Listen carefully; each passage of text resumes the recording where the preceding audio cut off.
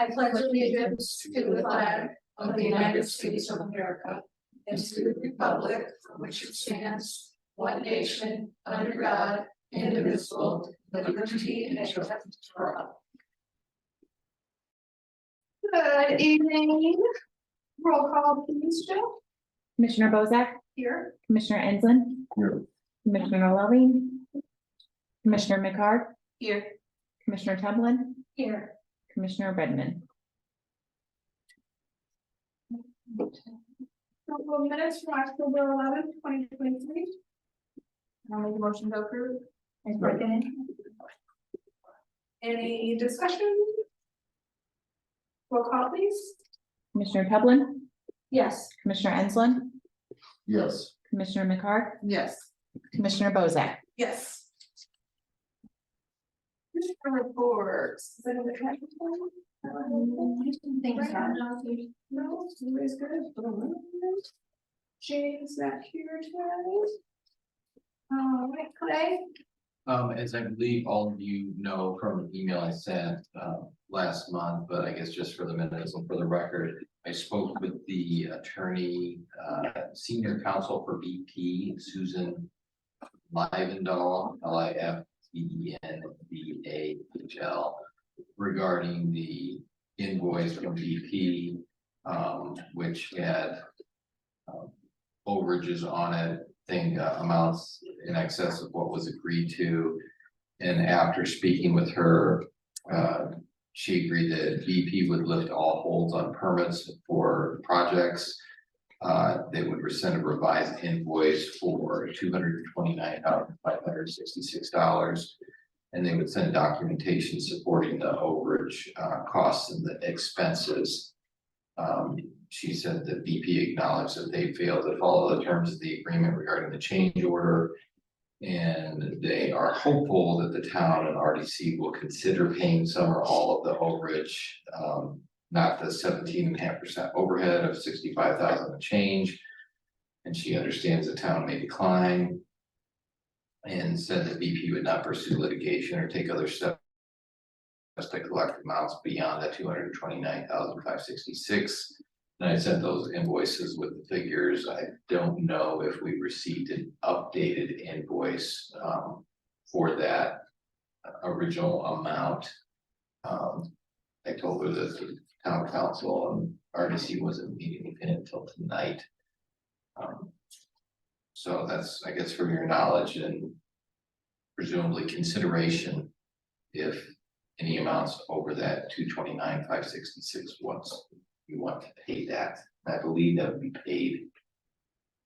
I'm not sure if it's coming. I think the contracts with the RDC, I'm not sure where the funds would come from, but that's something we can ask Jane as well.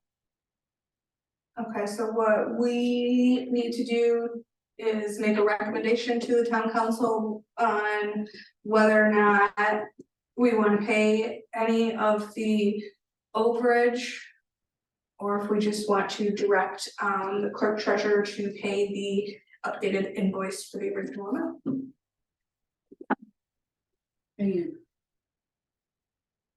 Want a motion?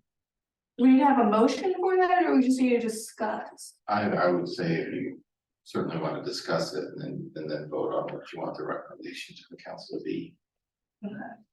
Well, before we get into a motion, I mean, we definitely should pay the agreed upon amount. You know, Yes. Yes. That goes without saying. We should do that promptly. Overage. That's what we kind of need to discuss. Whatever we recommend to the town council. And how much is the grand total? How much is the For the overage? difference, the overage, just got it. Well, this guy.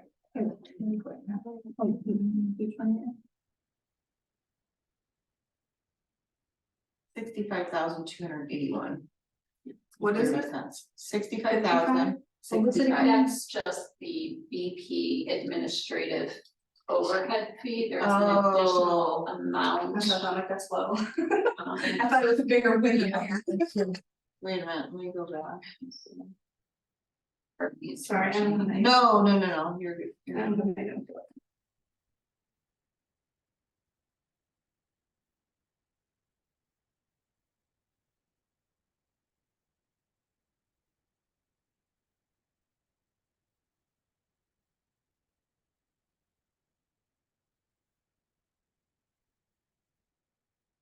I've got the You got dollar it. amount. You got it? The contract amount is $229,566. Mhm. The total overage, $208,751.32. Don't forget that 32 cents, you know, Oh. go bankrupt. So just to re-explain what Clay read aloud in the email, we do not have to pay the $208,751.32. So that's what we want to discuss is, do we want to pay it? Or do we want to say, pay the rest of the bill and thank you, have a nice day? How does everybody feel on that? Or pay some part of the, Yes.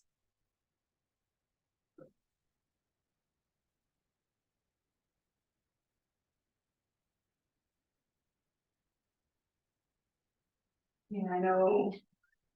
I'm reading. My personal opinion is thank you, have a nice day. But I wanted to know how, I wanna make sure that everybody has a chance to say what they need to say. Understanding that this is still a project that's, Ongoing. ongoing and. Well, that and VP's here in perpetuity, Right, and we're gonna have a relationship with VP or their successors forever. Yeah. We need a good working relationship with them. there'll be no, penalty to the town for not paying.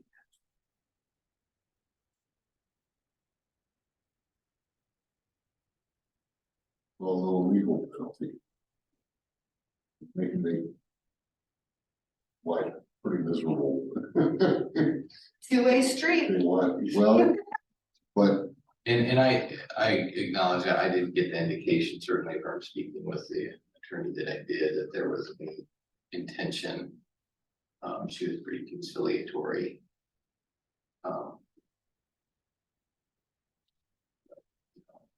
People change, roles, who fills the various roles can change. Yes. I would just say since that communication, we have interacted with BP on our Marquette Greenway project, the phase 1A. And we do have a good rapport. They are still, asking for safety measures in place related to crossing the BP pipeline. So we do have some additional costs happening within our Marquette project.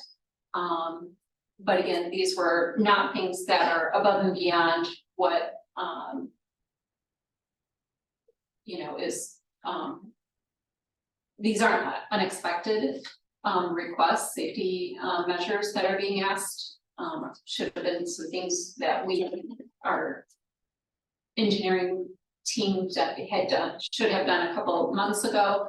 But so I just want to make you aware that the relationship, the communication is positive with BP, and we're moving forward on our projects. So to the extent that that is additional input for your consideration.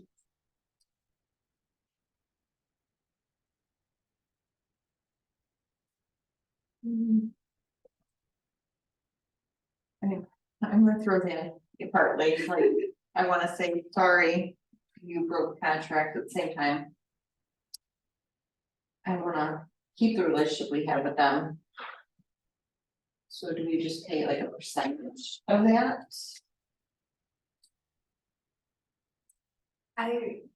And what that would be. I don't wanna send the wrong message of, it's okay, you made a mistake. Right. Like they see that the mistake was made, they've, came back and admitted the mistake that was made, there's still good relationship, there, we're still working together, there's no, I don't think it's going to, come back to bite us and, later on. That's. I think that maybe legally they have to have worded it in that way where they couldn't just say, okay, we're done, maybe they just have to say, okay, we're done, but if you wanna pay it, you can pay it. So what if we pay the contracted amount and then just kind of like push this other amount off to the side for now? And if it's brought up by them, then we can address. Yeah, pay the original amount, and then if something comes down the pipeline, then Yeah. maybe we revisit it. But then it looks like we're responding to them when they're direct. Right, I think when you pay, we need to let them know. And just, and maybe I misheard the numbers, but just keep in mind, so.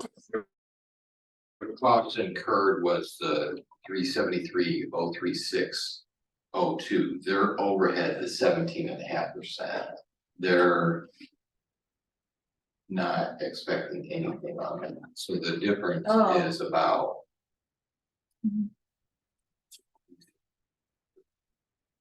Is less than $150,000. For the actual cost incurred, So they're not expecting that 17. It was in the 17.5%, yeah, which amounts to 65,000 and change.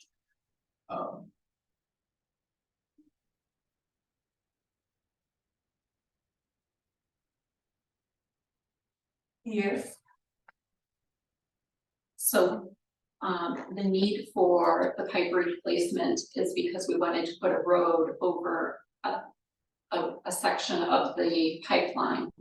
When we went in to do the work, they then discovered that there was additional work on the pipeline that needed to be done that would be beyond the crossing of the road.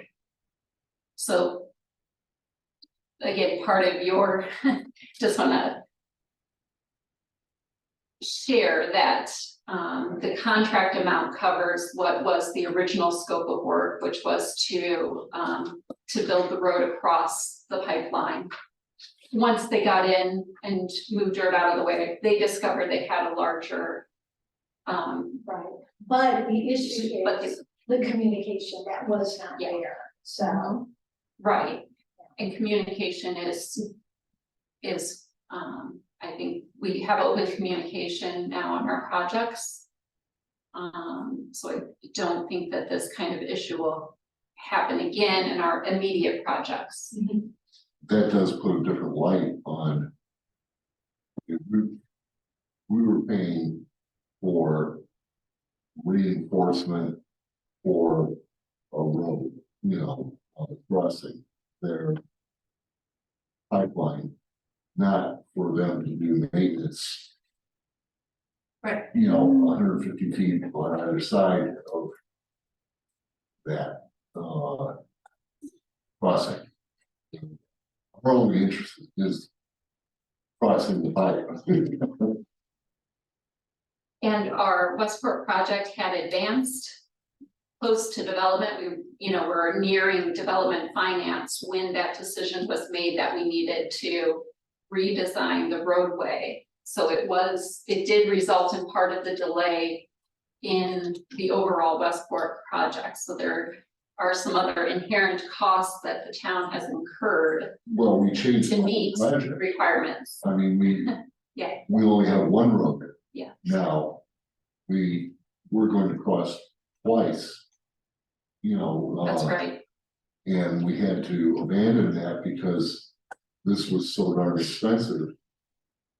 So just raising this so that we can think about the the full or more true cost of what the town has had to incur. We have limited resources. So again, I'm just trying to help add some more context to your decision making on whether or not to say yes or no, or make accommodation. Well, yeah, no, that does put it, I thought that the overage was all because of increases in, it was all for that crossing, and increases in materials and whatever, labor and, whatever else that they had, and I had no idea that it was for Expanded. an expanded thing. Which is what they didn't communicate, they did not until after the fact. Yeah, they didn't stop or reach out during that decision-making process to indicate that they needed more of that, and that is the heart of the issue on the contract terms. Well, given that,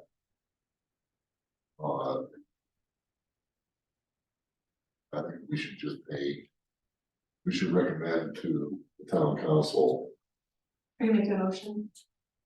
okay? I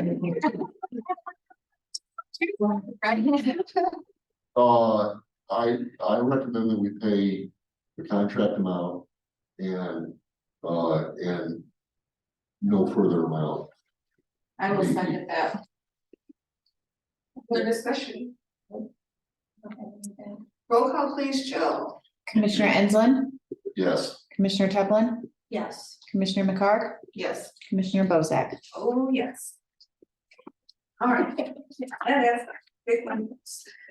All right, do we have any engineers on? There's a Connor Wenzel on. And we don't have school board, I skipped you, but I'm gonna come back to you. Do we have any correspondence? I'll just let you get all your stuff in at once. Do we have any correspondence, Jill? No. Okay. All right, so we'll go to our consultant update, which is our market agreement. Okay. Good evening, everyone. I would like to provide a update on phase 1A. In October, we had Gary of Avon Marsh convened the pre-construction meeting for that project. During that meeting, also in attendance was NDOT and the National Park Service and the town to discuss the project. We identified two issues at the pre-construction meeting, one being the National Park Service compliance was not complete and two permits had not been secured prior to the bidding process. So during the design engineering phase, that work was not completed. So that was a project that was, something we need to address before Gary could move forward. No work can be done on National Park site without permits. And then second, at the time, we still had the BP matter unresolved. So those were two factors that has delayed the construction activity on the phase 1A project.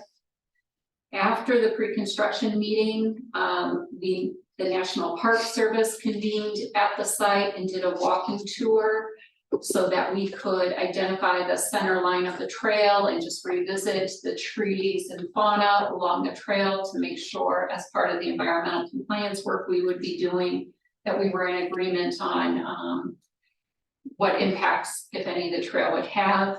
Some mature trees were in the trail construction area, and the national park this was at a subsequent meeting, we walked with Avon Marsh and Gary up. And it was discussed which trees needed to be located and, you know, the desire to preserve those trees. During that conversation, there were some design tweaks that we think we could just move the trail over a few feet, save a tree in that process. So right now, a couple of things have been going on. With respect to the national park compliance and permitting process, we've completed the environmental compliance form with the national park. They've signed off on it. That allows us to begin to move towards the permitting process. We cannot secure permits until we know what the final design of the trail is. We've got Avon Marsh and Gary up making some adjustments to that. Avon Marsh taking the lead on those adjustments. We hope to have that available and reviewed by all of the parties here in the next week, so that we could then come to an agreement, secure permits, and then be able to reactivate the construction portion of the project under area. In addition to this process, we also had received communication from BP. Part of our project, we also needed their permission, the permit to cross the pipeline.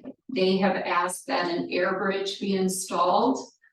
So currently Gary up is speccing the cost of that air bridge over the pipeline, and once that's made available, we'll bring that specific dollar amount to you. But tonight, just I think if we could just have action that the redevelopment commission authorizes Gary up to prepare a cost estimate for so that we can comply with the BP air bridge safety requirement. What's an air bridge?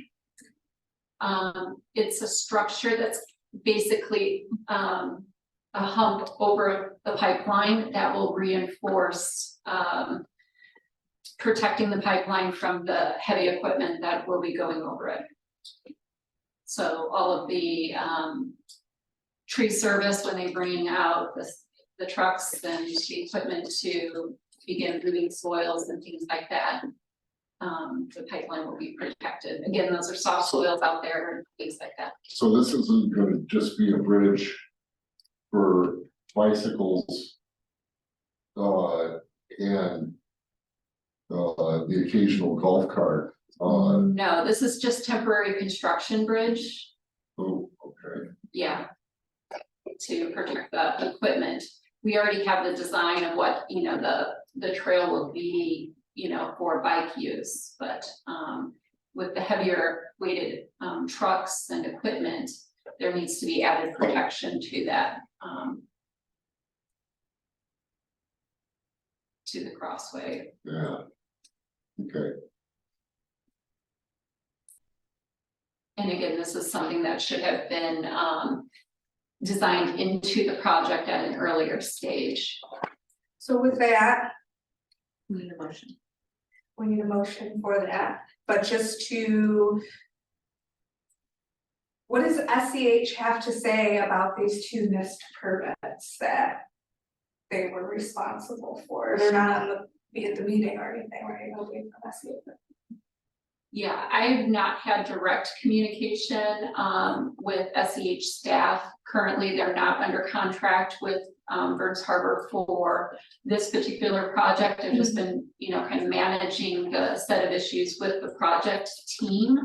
But we certainly can do some communication back with kind of what was the intent of the firm during this process, and why are a couple of these things, the environmental and the BP pipeline crossing, these two matters coming up now at this time, Okay, because those have resulted in a delay in the start of construction. right. Okay. So you need a motion for them just to get. For Gary up to design. And get a quote for us. Yeah, they have the design specs, so it's just authorizing Gary to prepare a cost estimate. For the average. To construct the air bridge, which they will do as part of this project.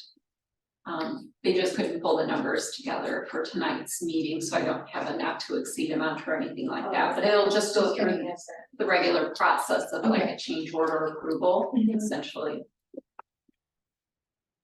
Okay, I'll make a motion to approve Gary up to get a cost estimate of the air bridge. I second it. Any discussion? Roll call please, Joe. Commissioner Enslin, Yes, Commissioner McCark, Yes, Commissioner Tumlin, Yes, Commissioner Bozak. Yes.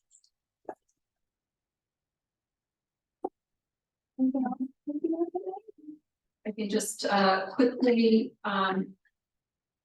regarding phase 1B, this is the undeveloped section that we applied to next level trails. We are anticipating the state to make an announcement as early as next month with respect to awards. So we will keep you updated on that. In terms of phase 2, the 2 bookends of the RTP section, that work is complete. We're closing out the grant at this time. And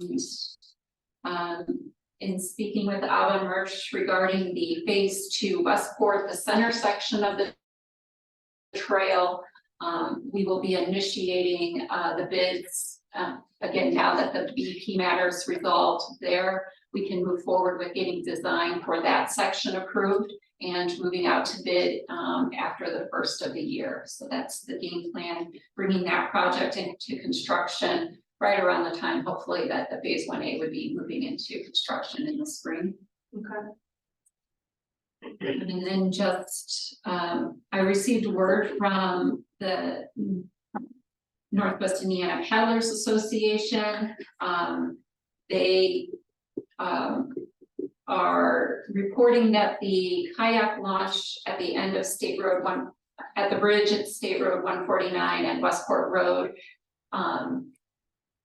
the 2 state agencies and the federal agency, the national park, are still working through some of the nuances of developing that. So that project most likely won't move into a construction until 2024. So they apologize for the delay, but they're still moving forward, just moving through the system there. And then we had applied for the Safe Streets for All grant to look at how to improve connectivity and safety of our streets and roads in Burns Harbor. We were not awarded in round 1. There was a community, I believe the town of Highland was awarded in round 1.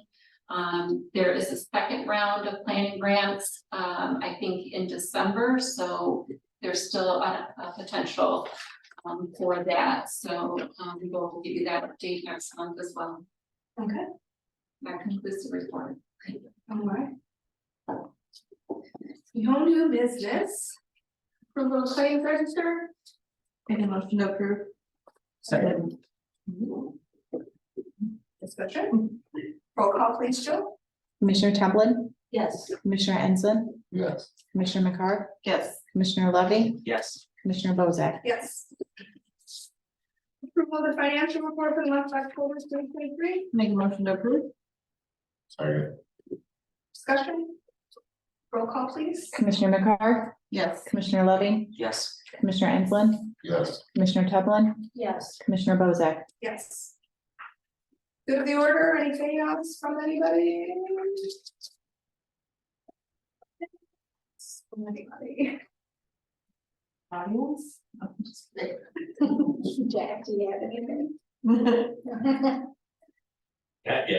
All right, I'll make a motion to adjourn. I second discussion. Roll call please.